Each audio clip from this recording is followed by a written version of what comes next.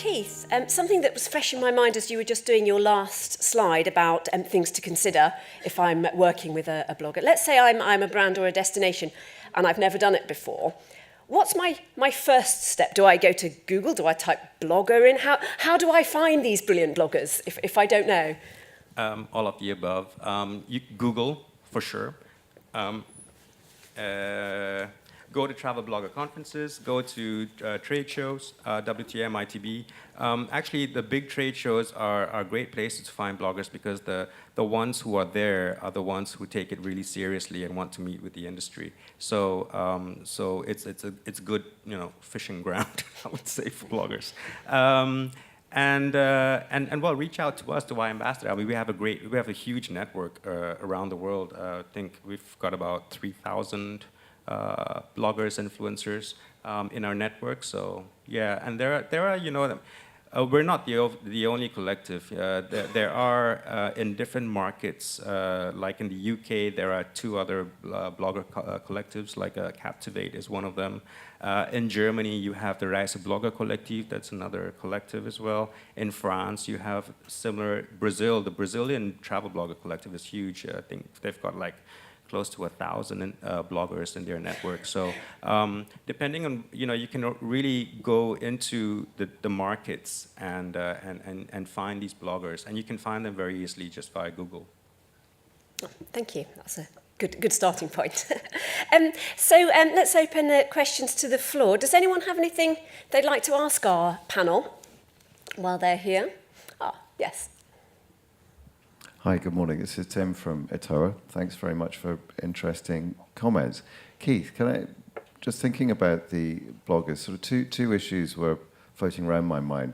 One is, who are we trying to influence? Clearly there's a consumer piece to that, but obviously from an industry perspective, there are product developers, what should we be, selling, what should we be putting together, what's new, what's interesting. So, do you think of addressing that audience, or does the blogging community address, if you like, the trade audience as well as the consumer audience? So that's one thing. And I think the second point is, if someone in effect is either being sponsored or subsidized or paid, is that declared? Is that something that you can tell if people are reading? Is there some kind of ethical framework around that?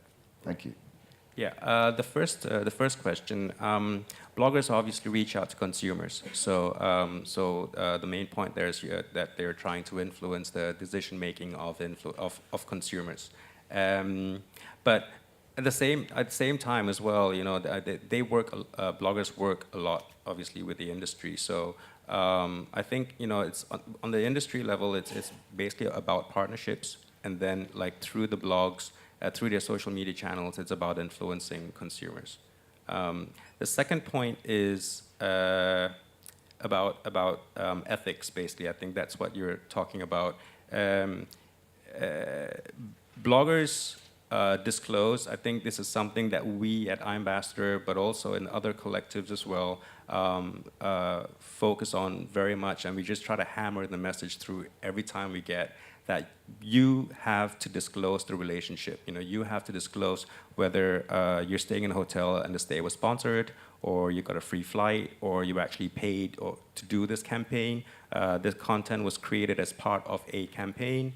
All these things have to be disclosed, and it's really, really important as well to be very, open and clear about it.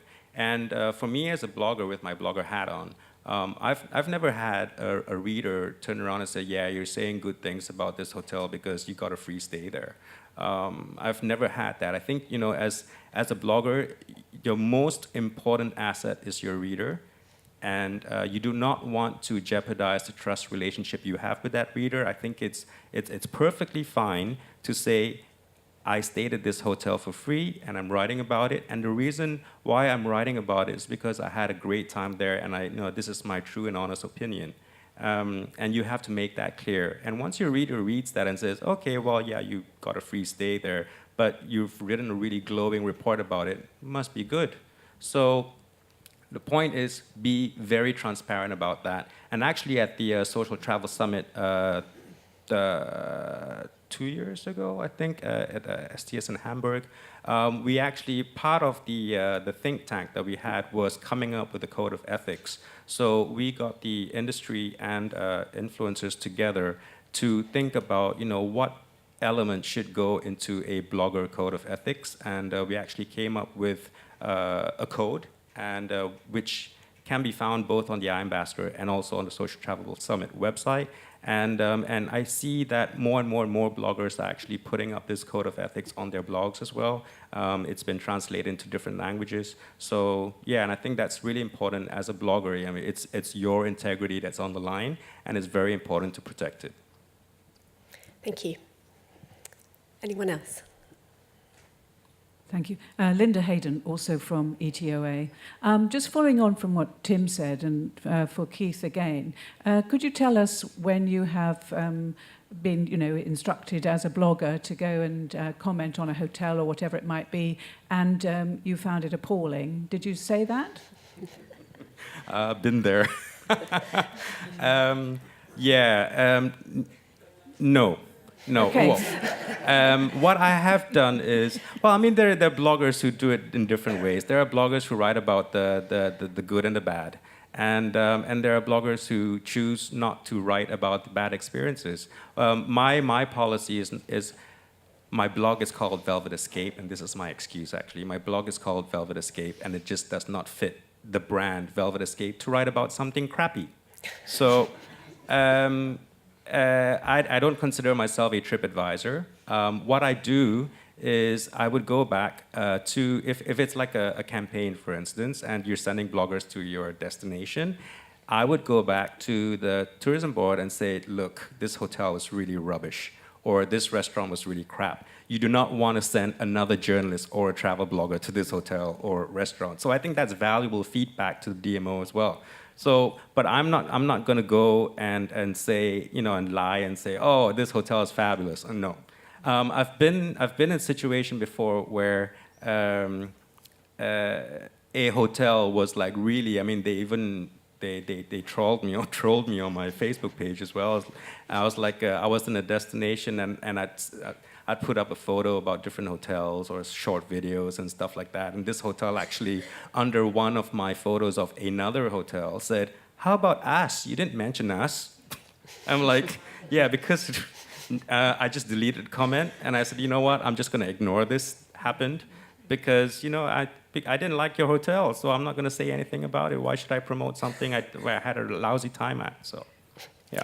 And Peter, you wanted to add something. Yeah, I was just going to say, as somebody who's, let's say, I'm not a blogger myself, but I've joined your event and I've facilitated this workshop, which is essentially bringing DMOs and influencers together. There's a reflection that I had about some of the things that I heard when listening to these influencers who, if we think about it, these people are on the road all the time. They're collecting ideas and experience in working with DMOs all the time.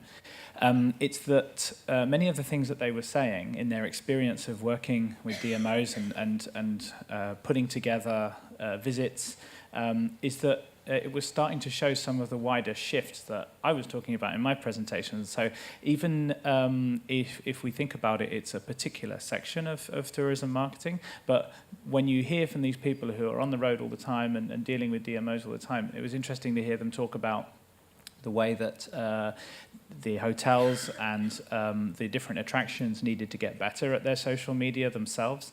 They needed to get better at their own social media strategy. The DMO needed to understand better what was going on in their own destination. And I think there needed to be a lot more sort of training and support there. And so that, for me, started to show, it was like an indication of this wider shift that the DMO needs to get involved in helping out here. And I quite like the idea. One of the conclusions we came to, I think, in this session was that there's a lot that travel influencers can do themselves in giving advice on a small scale to individuals, small businesses and providers, and provide that kind of training. And I think that's kind of like an evolving function of what influencers are doing. Thank you. Just still thinking a little bit about consumers, but more on the technology side. Sam, something that came up in your presentation was the slide you had about we're entering an age of hyper-personalization. Do you think, nowadays technology can do pretty much anything? Are we as an industry creating a rod for our own backs in having these extremely fickle consumers who expect every single thing to be remembered and catered for? Do you think we're setting ourselves up for a difficult life, or are we still making their experiences better? No, I think we have the means to answer that specific need of hyper-personalization. It's always about how far are we willing to go from a business point of view. I give you an example. So let us suppose you are a tour operator or an onliner with heavy investment on Google, and you are not converting as well as you wish. So therefore, what do you do with your traffic that has been acquired?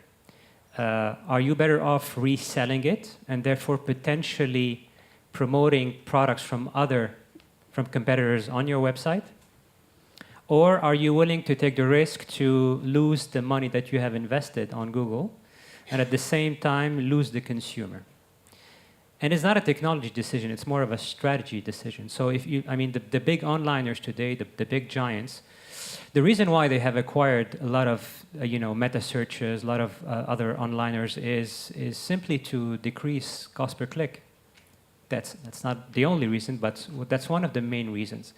And therefore, you see them acting as meta searches, as pure players, and sometimes as offliners, which means that they are responding to hyper-personalization in a way where they are becoming this big merchandising companies, redirecting traffic to their own competitors, but getting money out of it.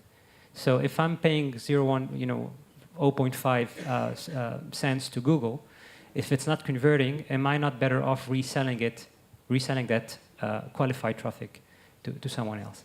And these people know very well that as consumers, we tend to search 3.5 to 4 times before finding the right product. And it's about checking reviews and blogs and reviews and asking friends and so forth. So in the time between the time where you want to travel and you actually book, the likelihood of you not booking on the website you have searched on is extremely high. And therefore, how do you make the most of it? By monetizing that traffic. That is also hyper-personalization. It's really about making the right strategy and decision to increase your profitability by potentially allowing your consumer to book somewhere else because that consumer has found the product someone else, but you get money out of it. Thank you. Any more questions from the floor? Well, just before we wrap up, perhaps a question for Peter. We were thinking in your presentation about DMOs and how they are evolving and this whole blurring of locals and visitors. What do you think they should be aiming for ultimately? Should they just be a nice town where people want to live, or should they be more marketing to tourists? What do you think should be the ultimate goal for a DMO in this area? Well, I think since you put it like that, I would go for the first option. It'd be a nice place for people to live. Well, because if you think about, we talk, if those of us who go to lots of tourism-related events, and you hear so much about the local livability and localism, and all of this, the idea of which travellers are fascinated to know how local people live, and they want to eat the food that they eat, and they want to drink in the same bars, and they want to live with them, hang out with them. All of these things. Well, then it follows that we want to make these places nice places to live in the first place. And also we want to preserve a sense in our cities that these are great places to live and that people are proud of their cities, and that what we call the gap in perceptions between visitors and locals isn't that large, because unfortunately, as we know, there are some places in Europe where that's getting larger and larger. And I think there's also people who think that, it's not affecting economy yet, so it doesn't matter, but actually it's starting to happen already. So this sort of gap in perceptions between visitors and locals, you want to make sure that that gap is as small as absolutely possible, and you do that by keeping local people on board and starting with local people in everything you do, whether it's looking at your policy on things like sharing economy and house sharing, whether it's things like looking at smart cities and the way you use technology to solve problems. So yeah, I think really it's more and more the conclusion that we all have is that you have to come back and look at the quality of life for local people. And if you create a nice place to live, then it'll be a nice place to visit. Thank you. And I think we've got one more question there. Just to yourself again, thanks. Just a quick question around like tourism boards and cities. Are they collaborating with the likes of Airbnb, obviously, to look at the experiences that they have on the ground in cities? And how is that working? Well, they are. So many of you will know that Airbnb launched its experience product, I think in the middle of last year. It was around the middle of last year. That's something which they're expanding very rapidly. It, of course, goes alongside the accommodation product. And if you look at this from a more broader perspective, it's now possible to travel by even hiring your own travel agent on a P2P platform. You can almost organize your whole journey without ever having to really interact with, let's call them the traditional providers, the traditional accommodation providers, the traditional attractions, that kind of thing. You can go with a local and go on a private tour. You can go and eat in their house, all of these different kind of things. And I think that's something which Airbnb have tried to capture. Some people have criticized them and said, well, actually, you're just offering a tour package, some kind of tour, or a traditional tour package, but you're doing it outside of the regulatory framework. You're doing this outside of what has traditionally been possible, whether it's licensed guides. We have to think about food and food safety, things like that. So the general point, and we actually released, there's a free paper we did last year, actually, on this subject with European Cities Marketing last year. It was called Taking the Leap on the Sharing Economy. And the whole idea was just to help destinations understand that this is a phenomenon which has grown completely, but without any kind of involvement from them, any kind of involvement of government authorities. That's probably why it's grown so big. It's also grown so big, of course, because it's what consumers really enjoy. It's providing a product that they like. So the reason why I would say take a look at it and start thinking about it is because when things go wrong, so someone gets food poisoning, or there's an accident, or people get injured, all sorts of different things like that. Who gets the call? It's the local authorities. It's the tourism authorities in this case. So it's time to start thinking about it. It's time to get involved. And again, it's time to put local people first and think about how that influences on their quality of life. It's a subject which, as a company and my colleagues, we've studied this a lot. And we talk about it at conferences a lot. We really remain very impartial. We just try to help people understand it all better, because we know that it's a very fast-moving area, and it's something which traditionally, because it's, let's say, a problem that didn't exist until about 5 years ago, it's a problem which people working in DMOs haven't really had to engage with, but that's what we're trying to do at the moment. So yeah, I'm very happy to sort of talk about that later if anyone's interested. Thank you. I think that is a good point to leave it. Ladies and gentlemen, please join me in thanking Keith, Sam and Peter for this panel.